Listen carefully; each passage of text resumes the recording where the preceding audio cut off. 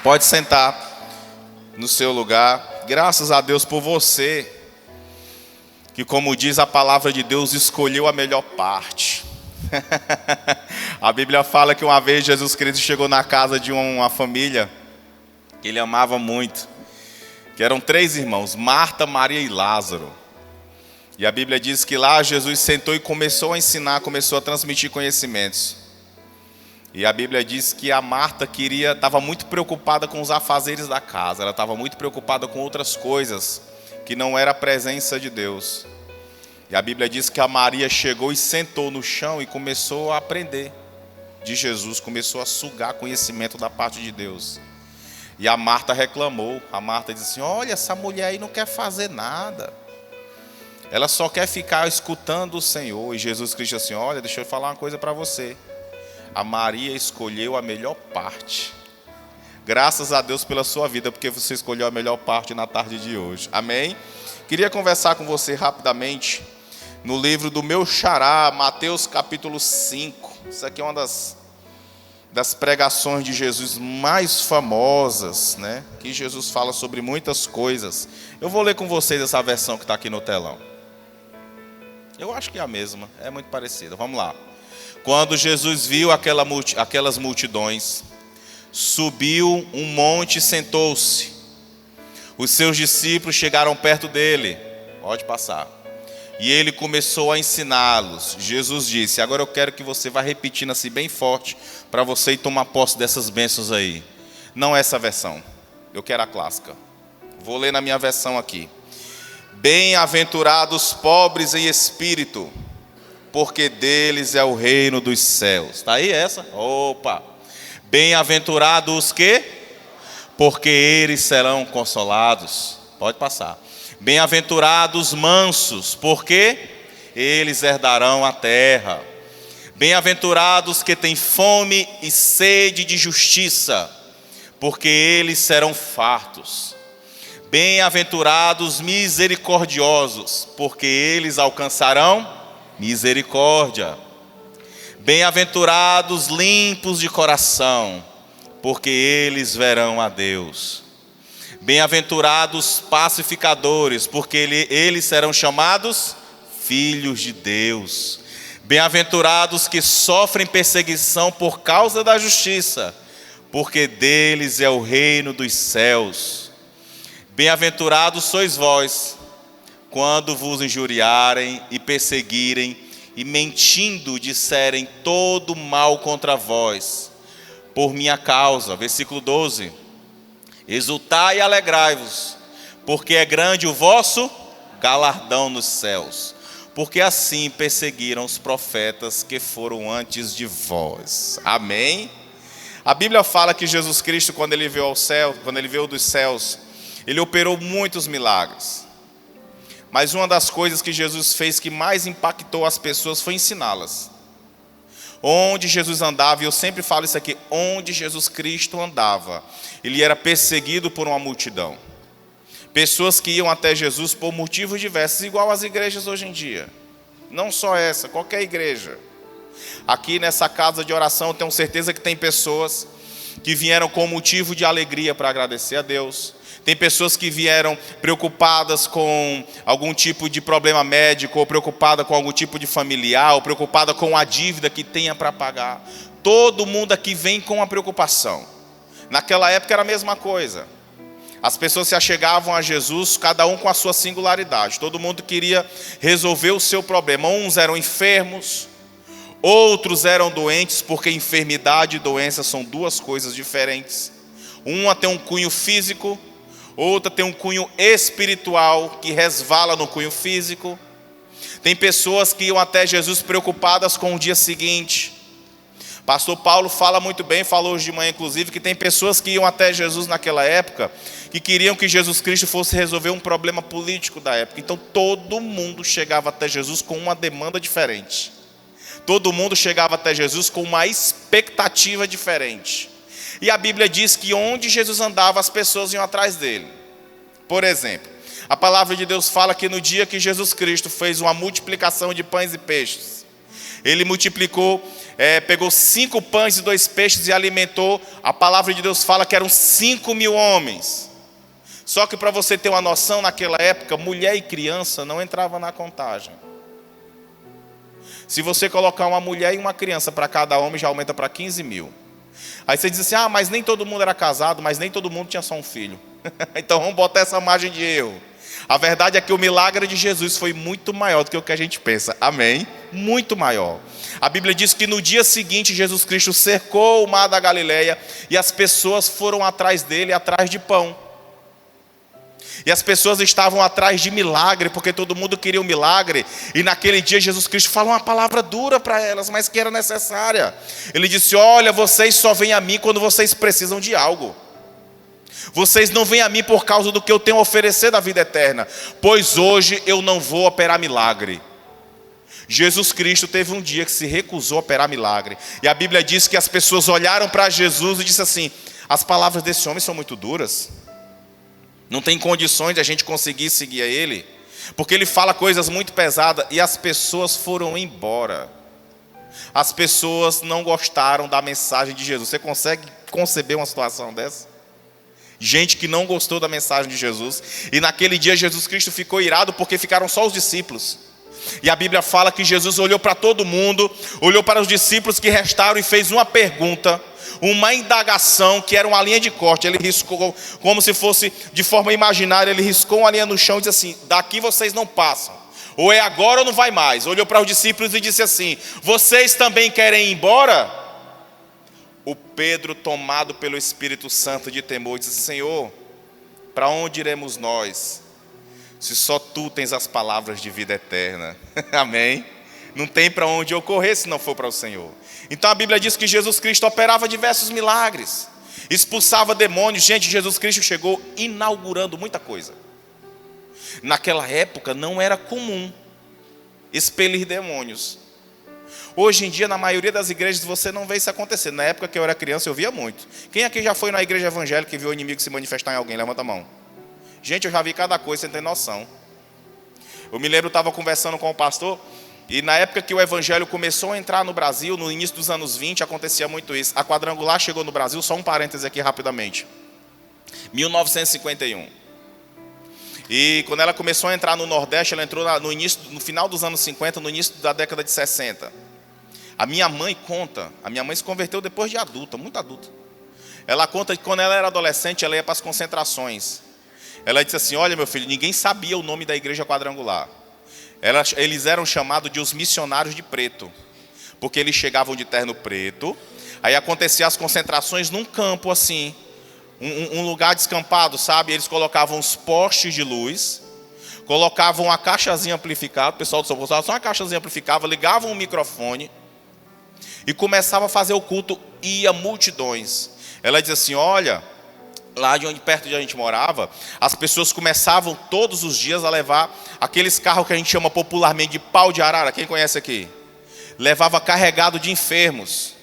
Ela disse assim, eu vi com os meus olhos, eu era adolescente, porque antigamente não tinha internet, não tinha televisão para todo mundo, não tinha stream, não tinha Netflix, então quando apareceu uma novidade, todo mundo ia atrás, né? Aí lotava o que era chamado antigamente de Campo da Bênção. Isso é antigo. Aí o missionário começava a orar, ele levantava as mãos, começava a cantar. Os mais antigos vão lembrar. Nessa noite feliz. Lembra, Ana? Quando ele levantava, era tanta gente caindo endemoniada. Ela disse, meu filho, eu vi. O pessoal ficava nas mangueiras, caía do galho, assim, pofo, pofo, no chão. Hoje em dia você não vê mais isso, pelo menos não nas capitais.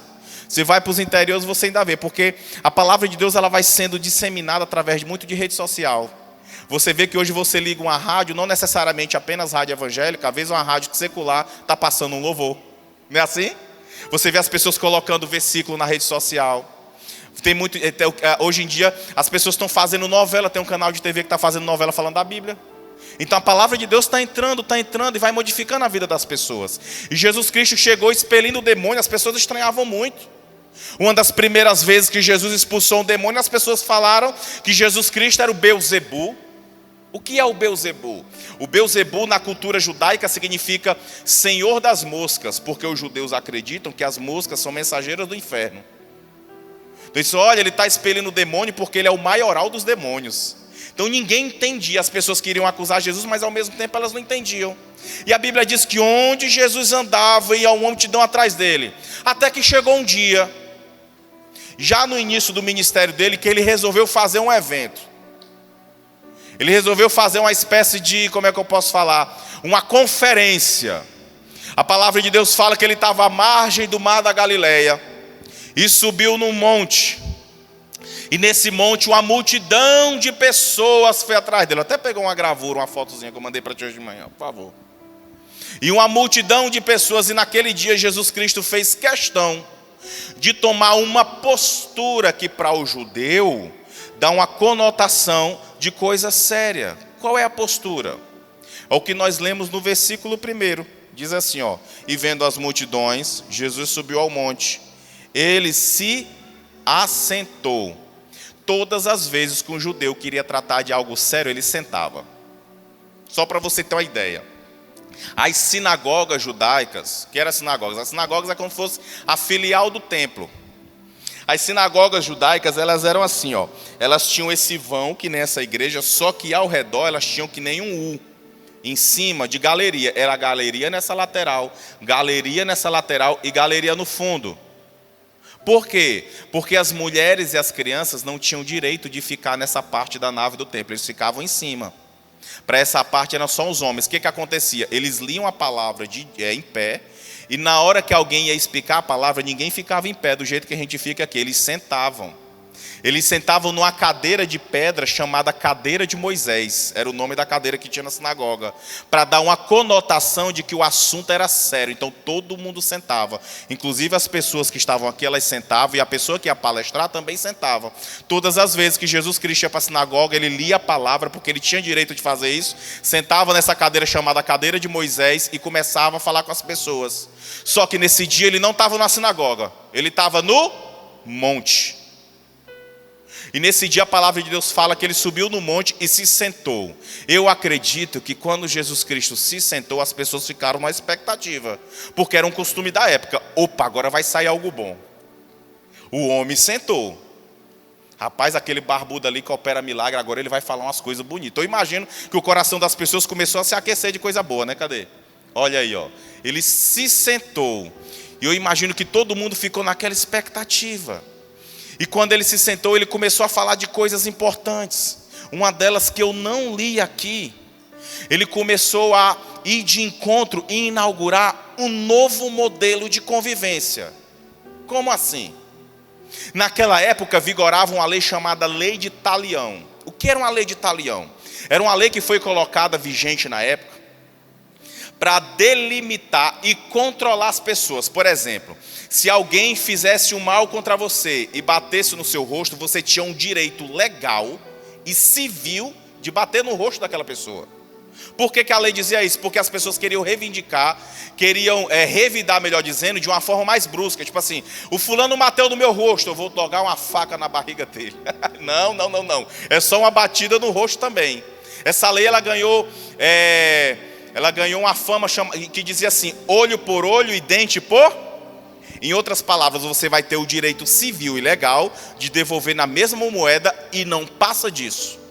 E Jesus Cristo chegou e inaugurou uma nova lei, um novo estilo de convivência. Ele chegou e disse assim: deixa eu falar uma coisa para vocês. Quando alguém bater no rosto de vocês, o que vocês vão fazer? Dar a outra. Só que isso não é literal, gente. Não é literal. O que Jesus está falando? Não é que alguém vai bater no teu rosto e vai ficar, bate aqui agora, no outro também, não. Jesus estava dizendo assim: quando alguém bater no teu rosto, abre mão do teu direito legal de bater no rosto dela também. Procura ter uma boa convivência, perdoa. Não é que você vai lá e vai dar outra. Não, faça o seguinte: ao invés de você revidar na mesma moeda, faz diferente. Procura amar quem te persegue. Eu imagino que as pessoas ficaram assim, extasiadas e pasmas, tipo, como assim? Que história é essa? Mas a lei me garante que eu posso tirar o dente de quem me tira o dente. A lei me garante que eu posso tirar o olho de quem me tira o olho. A lei me garante de que eu posso bater em quem me bate na mesma proporção, devolvendo na mesma moeda. E esse homem aqui está me dizendo para eu fazer diferente. Está dizendo para eu abrir direito de devolver o mal com o mal. É isso mesmo. É isso que eu estou explicando para vocês. Devolvam o mal com o bem.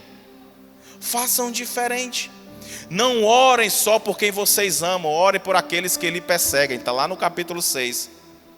E ele começou a pregar um monte de coisa para as pessoas, em uma pregação que ficou conhecida como Sermão da Montanha, ou Sermão do Monte. Nessa pregação ele destrinchou tudo, ele falou sobre divórcio. Pastor, ele falou, está aqui, ó. Acho que é no capítulo 5. O capítulo 5 é enorme, ele falou sobre divórcio. Ele falou sobre adultério. Ele falou sobre vingança. Ele falou sobre amar o inimigo, não amar só o próximo. Ele falou sobre juramento. Ele falou sobre ira. Aí ele fala no capítulo 6 sobre esmola. Ele fala sobre oração. O Sermão da Montanha foi extenso. Ele falou sobre várias coisas. Só que ele iniciou explicando para as pessoas a postura que ele deseja daqueles que seguem a ele. Quem segue a Jesus aqui, diga amém. Aí ele começou, versículo 3.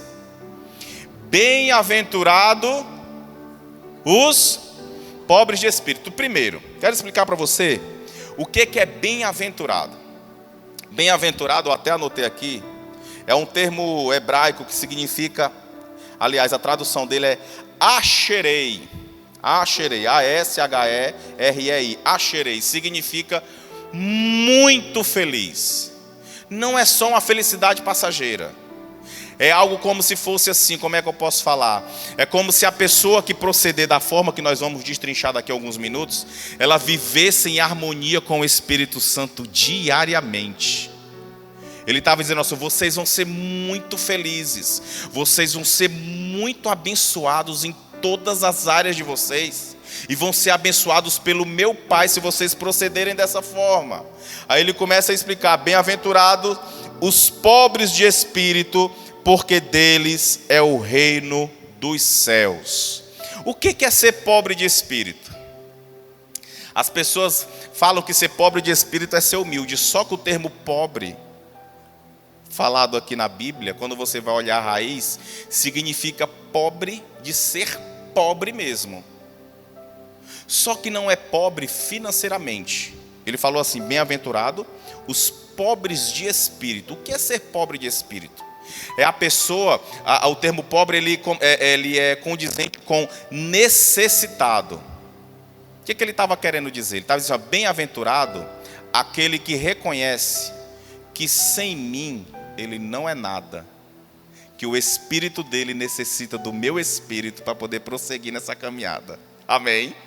É isso que ele estava querendo dizer. Olha, bem-aventurado aquele, como diz o ditado popular, aquele que se tocou, que ele precisa de mim para tudo na vida dele. Por que Jesus Cristo estava falando isso? Porque muitas pessoas já naquela época, e hoje infelizmente não é diferente, tentam sanar e tratar dos seus problemas de diversas maneiras. Diversas maneiras.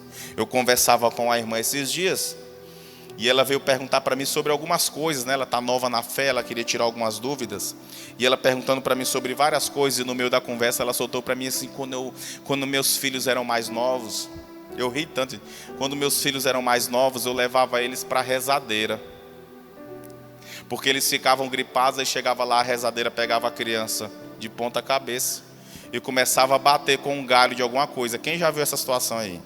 Antigamente isso era comum.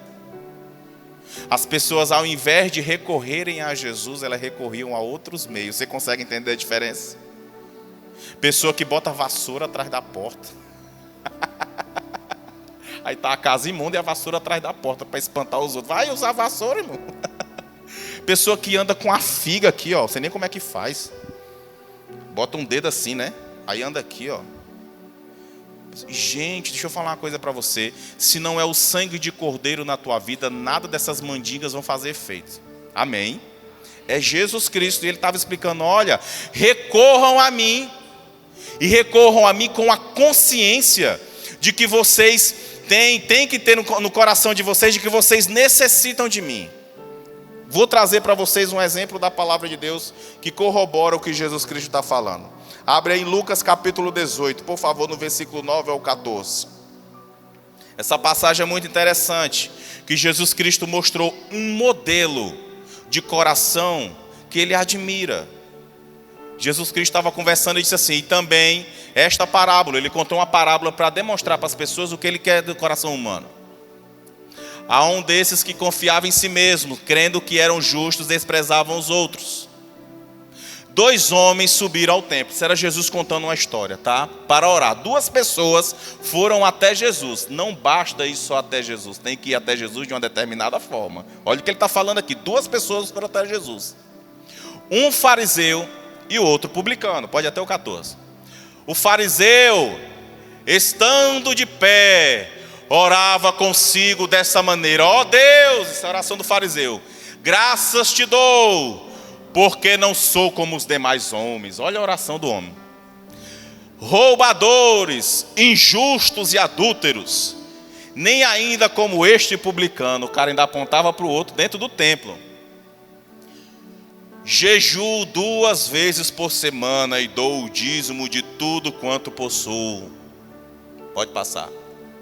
O publicano, porém, estando em pé, de longe, o rapaz estava assim no cantinho da igreja, nem ainda queria levantar os olhos ao céu, mas batia no peito dizendo, ó Deus, tem misericórdia de mim. Repete essa parte comigo, vamos, 1, 2, 3. Ó Deus, tem misericórdia de mim, pecador. Digo-vos, pois, que este desceu para a sua casa e não aquele. Olha o que Jesus está falando. Os 2 foram para o templo para orar. Os 2. Jesus estava falando, este que estava batendo no peito lá no cantinho da igreja, disse, Senhor, eu não mereço. Esse desceu para a sua casa justificado. E não aquele, porque qualquer que a si mesmo se exalta será, e qualquer que a si mesmo se humilha será. O que Jesus está falando aqui. Bem-aventurado aquele que sabe, que tem consciência de que o espírito dele sem mim não é nada. A irmã chegou para mim hoje de manhã. Ela estava querendo entender o que era essa história de espírito e alma. Ela disse assim, como é, pastor? Eu não estou entendendo. Deixa eu explicar para você. Todos nós somos feitos de 3 coisas. Corpo, alma e espírito. O corpo é essa matéria que vem do pó, e a Bíblia fala que para o pó ela vai voltar. A gente procura cuidar bem dela. As pessoas procuram se alimentar bem. Quando você fica doente, você vai atrás de pagar um plano de saúde, vai para o médico, faz exame, faz cirurgia, faz tudo, porque você quer cuidar do seu corpo, quer cuidar dessa parte, e é importante.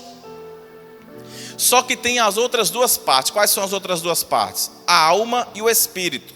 O que é a alma? Só para você entender nessa noite. A alma, ela é o centro das suas emoções. Você sabe aquela pessoa que não perdoa nunca, ela fica com a alma ferida. Eu conheço pessoas que sofreram trauma. Literalmente, eu estou no altar do Senhor, nem gosto de mentir, principalmente no altar. Sofreram trauma, literalmente, cerca de 30 anos, e até hoje não perdoa a pessoa que fez o trauma com ela. A pessoa é doente até hoje, porque quando você não libera perdão, você adoece. E essas doenças da alma, elas tendem a resvalar no corpo. Tende ou não tende? A pessoa fica com a pressão alta. A pessoa começa a adquirir doença. Não dorme pensando naquele negócio que aconteceu anos atrás, porque o fulano está me devendo. É mesmo, o fulano está te devendo? Está te devendo quanto? Está me devendo 7,50. Misericórdia. Tá, desde quando que ele está te devendo 7,50? Menino, no dia 15 de janeiro de 2007, ele me pediu emprestado, e até hoje. Meu irmão, pelo amor de Deus, libera o perdão. Essa dívida já prescreveu faz tempo. Dá nem para contestar. E a pessoa não libera. Isso adoece a alma. Só que tem outra parte, que é o espírito. O que é o espírito? O espírito é a nossa parte que se comunica com Deus. O espírito é a parte em que conjuga com o Espírito Santo. O espírito é a parte que vai para a vida eterna junto com um novo corpo, não com esse aqui que está sendo feito, que foi feito. É com um novo corpo. Então nós somos feitos de corpo, alma e espírito. Quer um exemplo? Eu dei um exemplo para ela. Por exemplo, os animais têm espírito ou não têm? Quem chuta aqui? Tem ou não tem? Animal não tem espírito. Animal tem alma. Animal se emociona ou não se emociona? Passa o dia fora e chega em casa para ver se teu cachorro não fica feliz contigo. Ele tem emoção. Briga com ele para ver se ele não fica triste. Animal tem alma e tem corpo, mas não tem espírito. Aí ela, quer dizer que o animal nem vai para o céu. Eu digo, depende, meu irmão. Tinha uma novela na época que eu era criança chamada A Viagem. Era cheio de ganso no céu. Eu lembro, era a Cristiane Torlone deitada na espreguiçadeira, era um monte de ganso, um monte de cavalo, assim, era um negócio tão interessante. Quem lembra dessa novela aqui? Quem é dessa época? O povo tudo se entregando, gente. Então Jesus Cristo estava falando, bem-aventurados os pobres de espírito, porque deles é o reino dos céus. Aí ele continua, versículo 4. Bem-aventurados que choram, porque estes serão consolados. E quando ele fala que chora, não é só um choro literal, porque eu queria quebrar um paradigma com você nessa noite. As pessoas têm adquiriu-se nos últimos anos para cá, que quem é espiritual, quem sente a presença do Espírito Santo, é só aquele que sai do culto chorando. Eu me lembro que quando eu era adolescente, chegou um grupo de louvor no Brasil, que revolucionou a música gospel nacional, chamado Diante do Trono. Gente, quando eu era criança antigamente, era J. Neto, Matos Nascimento, Cristina Mel, a Aline Barros bem novinha cantando, só fazia CD de gravadora. Aí chegou um grupo que botava um monte de trompete no altar, um monte de metais, 350 pessoas cantando. Esse pessoal revolucionou a música, eu era fã deles. Eu me lembro que uma vez eles foram para um estádio lá para fazer o show. E eu era adolescente, eu fui também. Reuniu acho que umas 60 mil pessoas. O show foi lindo. O Espírito Santo desceu naquele lugar. E eu olhava para o povo e eu via aquelas pessoas chorando. E eu não entendia muito bem, porque eu ainda estava na fase de formação psicológica. Tinha, sei lá, meus 12, 13 anos. E eu olhava para as pessoas chorando e eu queria sentir, eu queria estar daquela mesma forma. Não é que eu queria sentir o que eles sentiam. Sentir o Espírito Santo, eu estava sentindo. E eu fazia assim, ó. Gente, eu me espremia tanto e não chorava. Aí chegou no dia seguinte, era o comentário na igreja. Meu Deus, que show maravilhoso. O pessoal é uma bênção. Eu digo, menino, o show foi massa. O show foi abençoado. Aí tinha um povo que olhava assim de rabo de olho. Sabe aqueles crentes bem crítico mesmo, que olhava assim de rabo de olho e dizia assim, meu Deus, quem não chorou, diante do sangue do Cordeiro, falava assim, quem não chorou não pode ter sentido a presença de Deus. Eu olhei assim, eu baixava a minha cabeça, eu digo, eu nem chorei, Jesus Cristo nem falou comigo. Gente, eu sou seco de choro. Eu queria ser seco de pneu, mas eu sou de choro. Fazer o quê? Eu não quer dizer que eu não sinta a presença de Deus. Não quer dizer que o Espírito Santo não fale comigo. Uma vez eu estava passando por uma determinada luta no ambiente de trabalho, e no final do culto, o pastor estava orando e eu estava aqui, ó. Na hora que ele orou, ele liberou uma palavra. Eu estava sofrendo uma perseguição no ambiente de trabalho. Ele disse assim, ó, os seus inimigos lhe admirarão. Falou desse jeito, eu digo, eita, eu tomo posse, botei a mão na cabeça. Meu irmão, a situação virou. E eu comecei a ser abençoado. No final do culto, com uma palavra que ele soltou na última oração. Eu não chorei, eu não esperneei, eu não rodei, eu não fiz nada disso. E Deus me abençoou. Você vem para a igreja, Deus fala contigo, independente de você chorar ou não. Tem gente que chora o culto todinho, quando sai daqui vai para o bloco, no Madre Deus. Porque eu chorei tanto, o culto foi tão lindo. Não, gente. Quando ele fala bem-aventurados que choram, bem-aventurado é você que leva as tuas necessidades aos pés dele. Amém? Porque você que está levando as suas necessidades, as suas angústias, as suas lamúrias aos pés de Jesus, vocês serão consolados. É isso que ele está falando. Por quê? Porque ele disse assim, ó, aquele que vem a mim, de modo algum eu lanço. Todas as vezes que você vai até Jesus, ele escuta a tua oração. A palavra de Deus fala que quando Jesus Cristo foi multiplicar os pães e peixes, sabe o que ele fez? A Bíblia diz que ele levantou aos céus aquele cesto de pão, aquele cesto de peixe, e agradeceu. Quando ele baixou, todo mundo comeu. A Bíblia não fala que ele fez uma oração de 50 minutos, a Bíblia não fala que ele rodou, a Bíblia não fala que ele esperneou, a Bíblia não fala que ele chorou. A Bíblia só fala que Jesus Cristo chorou no dia da morte do Lázaro. E nem foi por causa da morte do Lázaro, era por outra coisa. Ai, pastor, está dizendo o quê? Que chorar não é válido, meu irmão. Se tu é chorão, chora bem muito. Se tu não é chorão, dá o lenço para quem chora e continua louvando a Deus. Que Jesus Cristo fala com quem chora e fala com quem não chora. Amém? Conseguiu entender a diferença? Não tem problema. Deixa eu fazer uma pergunta aqui, seja honesto. Quem é chorão aqui, levanta a mão. Jesus Cristo fala contigo ou não fala? Quem aqui espreme os olhos e não chora nada, levanta a mão. Jesus Cristo fala contigo ou não fala? Eu me lembro do dia da morte do meu avô materno. Os meus primos choravam, e eu ficava assim, ó. Não saía nada. Não saía nada. Aí chegou um primo da gente, criança, né? Acho que eu tinha uns 11 anos quando ele morreu.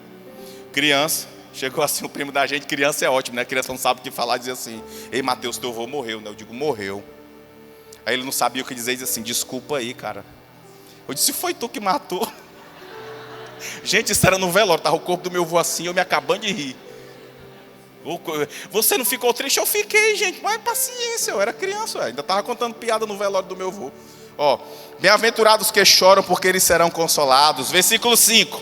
Bem-aventurados, porque eles herdarão a terra. E aqui vai uma mística enorme. As pessoas tratam esse versículo como quem fala assim: bem-aventurado aquele que é manso, porque eu tenho conta para pagar amanhã. Eu estou tranquilo. Porque o gás acabou, eu estou tranquilo. Uma coisa é você estar tranquilo em Jesus, outra coisa é você ser irresponsável. A coisa é você ser lerdo, como diz o nordestino. A Bíblia não fala de lerdeza. A Bíblia fala de mansidão. O que é mansidão? Aqui. Quando ele fala de mansidão, ele fala assim: bem-aventurado as pessoas que não vão contra a minha vontade. Bem-aventurado aqueles que são obedientes à palavra de Deus, porque eles herdaram a terra. O que é um animal manso? É um animal lerdo? É um animal que te obedece. Você consegue entender a diferença? A Bíblia fala que um dia o nosso Deus, eu falei isso aqui um dia desse, o nosso Deus, ele estava tão entristecido com o povo de Israel, que ele fez uma espécie de desabafo com Moisés. Deixa eu ver onde é que está esse desabafo. Êxodo 32:9. O povo de Deus estava esperando Moisés, que tinha subido no templo. E eles começaram a reclamar com o substituto do Moisés, o substituto temporário, que era o irmão dele, o Arão. E deixa eu ver só uma coisa aqui. E a palavra de Deus fala que eles chamaram o Arão e disse assim: Arão, vamos fazer um Deus para ir à nossa frente.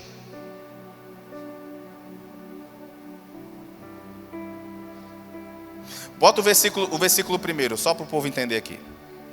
Vamos lá, eu vou ler bem rápido com você. Mas vendo o povo que Moisés tardava em descer do monte, acercou-se o povo de Arão. Só para você entender, o Moisés subiu ao monte para receber as tábuas dos 10 mandamentos, tá? E o Arão era o irmão do Moisés, que ficou supervisionando todo mundo lá, enquanto Moisés estava lá em cima. E disse-lhe: levanta-te, faze-nos deuses. Isso era o povo falando para o Arão: Arão, vamos fazer um Deus para a gente adorar, que vão adiante de nós. Porque quanto a este Moisés, gente, o povo era ingrato. Quanto a este Moisés, o homem que nos tirou da terra do Egito, não sabemos o que lhe sucedeu. Pode passar. Arão lhe disse: arrancai os pendentes de ouro que estão nas orelhas de vossas mulheres, e dos vossos filhos e das vossas filhas, e trazei-mos. Então todo o povo arrancou os pendentes de ouro que estavam nas suas orelhas, e os trouxeram a Arão. E ele os tomou das suas mãos, e trabalhou o ouro com buril, e fez dele um bezerro de fundição. Então disseram: este é o teu Deus. Olha a loucura que o povo fez. O povo já tinha passado pelo Mar Vermelho, estava do outro lado. Este é o teu Deus, ó Israel, que te tirou da terra do Egito. Meu pai, do povo não bastou o pessoal fazer um bezerro de ouro, ainda atribuiu ao bezerro o milagre que Deus tinha feito. Você consegue entender a diferença? Deus tinha tirado o povo do Egito, eles começaram a atribuir o milagre ao bezerro que eles tinham acabado de fazer. Olha a loucura. Pode passar. E Arão, vendo isto, edificou um altar diante dele. Pior era o Arão, que tinha passado tudo com Moisés, ainda fez isso aí. E apregou o Arão e disse: amanhã será festa ao Senhor. E no dia seguinte madrugaram e ofereceram holocaustos e trouxeram ofertas pacíficas. E o povo assentou-se a comer e a beber, depois levantou-se a folgar. Então disse o Senhor a Moisés: vai, desce, porque o teu povo que fizeste subir do Egito se tem corrompido. Deus já estava com tanta raiva, estava tão chateado com a situação, que ele não estava nem falando meu povo, ele está dizendo assim: ó, Moisés, é o teu povo. Esse pessoal ingrato aí é teu, vai lá, ó. E depressa se tem desviado do caminho que ele tinha ordenado. Eles fizeram para si um bezerro de fundição, e perante ele se inclinaram e ofereceram-lhe sacrifício. E disseram: este é o teu Deus, ó Israel, que te tirou da terra do Egito. Versículo 9 que eu ia falar. Disse mais o Senhor a Moisés: tenho visto a este povo, e eis que é um povo de dura cerviz. Cerviz com Z de zebra é de coluna cervical. O que ele estava falando? É um povo de nuca dura. Por que ele estava falando isso? Porque a nuca do animal, principalmente do boi, é onde colocado aquele objeto que o nordestino chama popularmente de canga. Você já ouviu falar disso?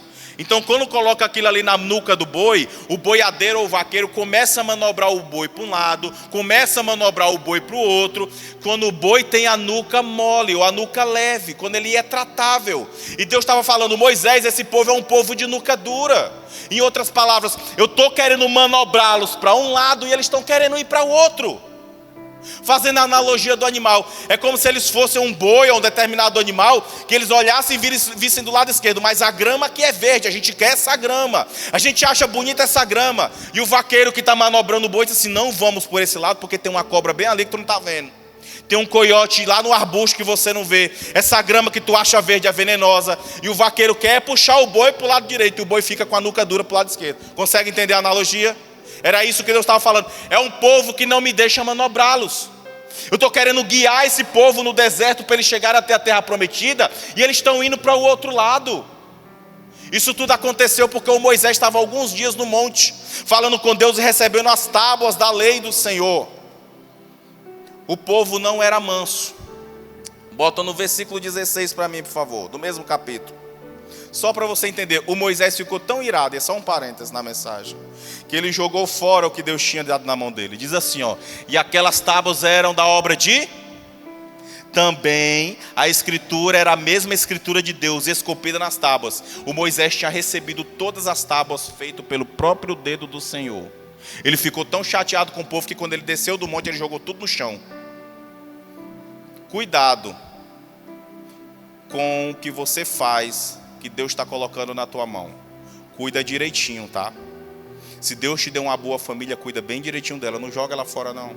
Se Deus te deu um bom emprego, uma boa oportunidade de trabalho, cuida direitinho. Se Deus está confiando nas tuas mãos um ministério, cuida bem direitinho, não joga fora o que Deus tem colocado nas tuas mãos. Não faz nem o Moisés não. Amém? Então Deus falou para Moisés: é um povo de nuca dura. Volta lá em Mateus 5. E era isso que Jesus Cristo estava falando: bem-aventurados são vocês, que são mansos, que são tratáveis e que não têm a nuca dura.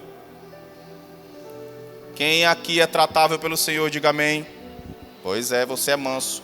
Aí ele dá a promessa: bem-aventurados mansos, porque herdarão a terra. Passa para frente. Bem-aventurados que têm fome e sede de justiça, porque serão saciados. E aqui serão fartos.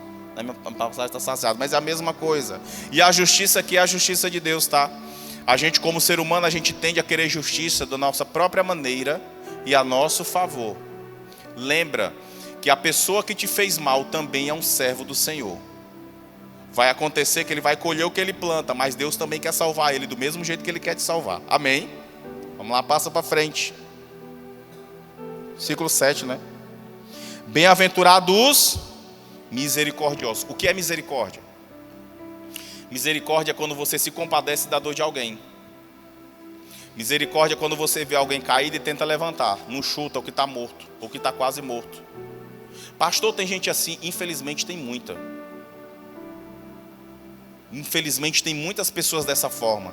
E o nosso Deus está falando uma coisa completamente diferente. Bem-aventurado é você que se compadece de quem está caído, em qualquer área da vida.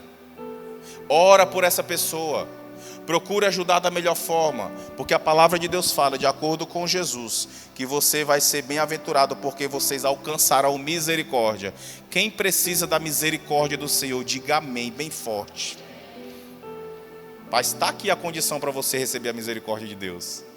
Você prestou atenção, nem acabei ainda. E eu vou correr aqui para não ficar muito longo. Que tudo o que o Senhor promete aqui nessa passagem é de acordo com algo que a gente faz antes. Você parou para prestar atenção? Se você fizer isso, você vai receber isso. Se você proceder dessa forma, aí você vai receber isso. Se você chorar, você vai ser consolado. Se você for manso, você vai herdar a terra. Se você for misericordioso, aí você vai receber misericórdia. Amém? Ele começou a botar uma condicionante. Para eu abençoar vocês, vocês têm que proceder dessa forma, dessa forma, dessa forma e dessa forma. Versículo 8. Bem-aventurados limpos de coração, porque verão a Deus. Quando eu li esse versículo aqui, eu só lembrei de um personagem da Bíblia, um dos mais famosos, chamado Jó. Por quê? Porque o Jó é um dos exemplos da Bíblia de uma pessoa limpa de coração e íntegra. O Jó, ele não era perfeito, mas a palavra de Deus fala que um dia o diabo subiu aos céus. E Deus perguntou assim, Deus puxou um assunto com Satanás sobre uma pessoa.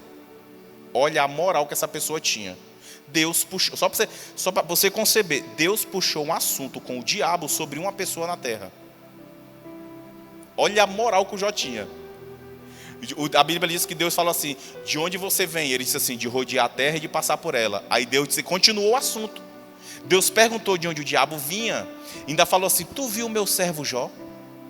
Em outras palavras, o meu servo Jó.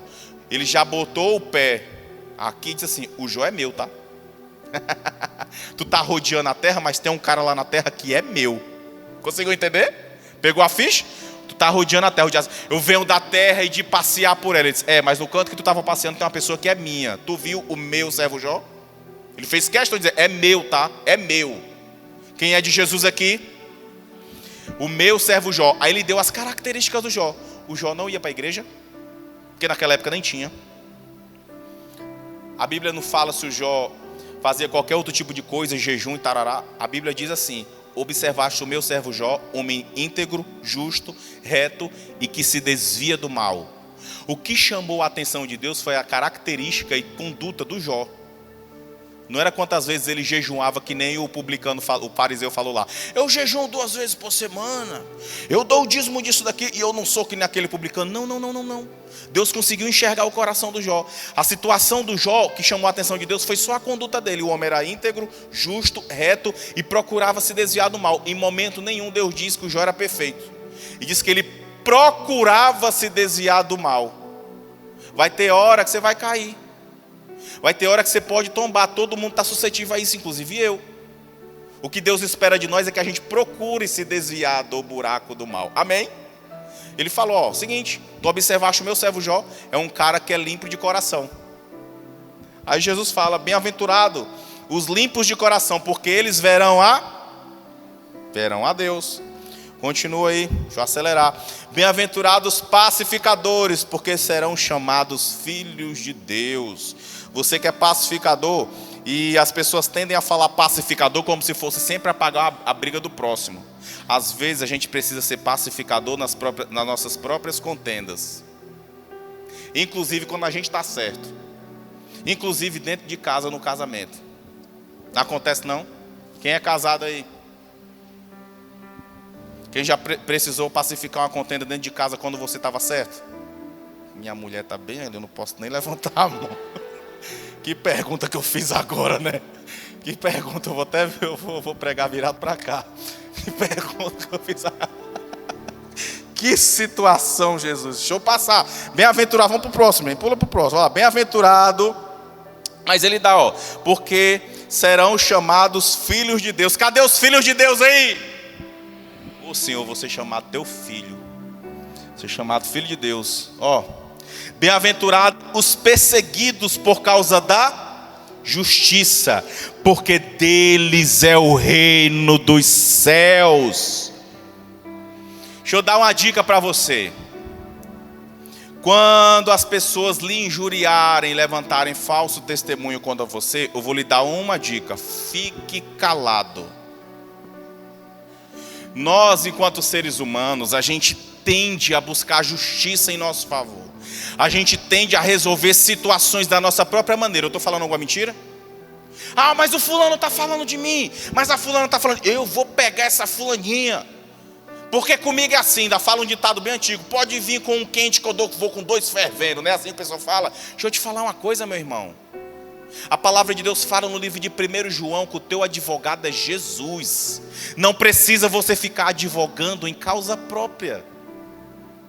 O teu advogado está à destra do Pai, quer dizer, ele está à direita do trono de Deus, intercedendo por você, só levantando coisas boas, enquanto o inimigo tem uma função de te acusar. A função do diabo é essa.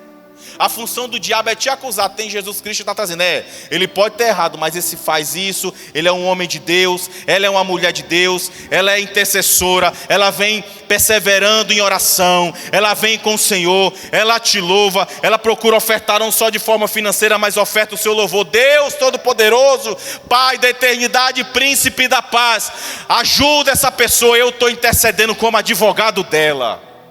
Quem tem um advogado fiel? Jesus. Deixa, meu irmão, fica tranquilo, que Jesus Cristo advoga em tua causa. Versículo 11, a última bem-aventurança. Bem-aventurados são vocês, quando por minha causa os insultarem e perseguindo, é o que eu acabei de falar, e mentindo disserem todo mal contra vocês. Aí ele dá uma dica. Eu imagino, gente, rapidamente, antes da gente encerrar, as pessoas olhando, tipo assim, o que esse homem está falando, gente? Ele está dizendo que a gente vai ser muito feliz se a gente chorar, se a gente for obediente, se a gente for pobre de espírito. Ele está dizendo que a gente vai ser muito feliz se as pessoas falarem mal da gente, mentirem a nosso respeito. Que loucura! E Jesus Cristo veio trazer tudo novo. Aí ele fala, e perseguirem e mentirem todo mal contra vocês. Alegrem-se e exultem, porque é grande a sua... Aqui está como? Ah, tá certo. Não estava dando certo o artigo, né? Que fala em recompensa. Vamos lá.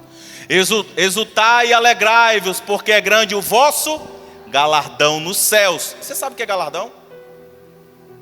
Galardão é uma recompensa que todos os salvos vão receber. Misericórdia. Galardão é recompensa que todos os salvos irão receber. Galardão, a Bíblia ela não diz o que é especificamente um galardão. Ela fala que é uma recompensa. Tem a ver com salário. Você sabe o que é salário? Salário é derivado de sal. Por quê? Na época, antigamente, gente, era muito difícil as pessoas receberem sal ou comprarem sal. Hoje em dia é um dos produtos mais baratos da cesta básica. Se não o mais barato é o sal. Então, os soldados romanos, uma da parte do soldo de soldado, quando eles recebiam no final do mês, sei lá quando é que pagavam, uma da parte era em sal, porque o sal ele servia não só para dar gosto na comida, mas ele servia para conservar a proteína. Lembre-se que naquela época não tinha geladeira. Como é que conservava a carne? Com sal. Então era muito valioso. Daí vem o termo derivado salário. E esse galardão é muito equivalente a salário. É uma recompensa que a gente vai receber no céu. E Jesus Cristo está prometendo que vai ser grande se a gente proceder dessa forma. Pastor, o que seria recompensa? Meu irmão, não sei. Vai que são ações da Microsoft, da Apple, da Petrobras, da Americanas. Não está rolando esses dias. A ação da Americanas não está rolando, né? Eu não sei, mas é uma recompensa. E vou dizer para vocês, se é da parte de Deus, é muito boa. E vai para a tua eternidade. Vai para a tua eternidade. E vai que é uma causa no Alphaville. Não sei, irmão. Mas Jesus Cristo disse que é enorme. Porque assim, alegrai-vos e exultarem, porque grande é a sua recompensa no céu. Grande é o seu galardão no céu. Porque assim perseguiram os profetas que foram antes de vós. Amém, irmãos? Quem é bem-aventurado aqui? Aí você disse, pastor, eu sou manso, mas eu não sou muito pacífico. Eu sou pobre de espírito, eu tenho ciência de que eu preciso de Deus, mas essa outra parte aqui. Meu irmão, deixa eu falar uma coisa para ti. Eu, particularmente, só conheço uma pessoa que tem todas essas características. Jesus. A gente passa a vida buscando essas características. A gente passa a vida procurando ser manso, obediente. A gente passa a vida procurando ser pobre de espírito. A gente passa a vida procurando ser limpo de coração. A gente passa a vida procurando ser misericordioso. Nem todo dia você vai conseguir ser pacificador, mas você vai buscar. O Espírito Santo te ajuda, amém? Para que você seja bem-aventurado e bem feliz em todas as áreas da sua vida. Quem quer ser bem-aventurado aqui? Se coloca de pé no teu lugar, vamos orar.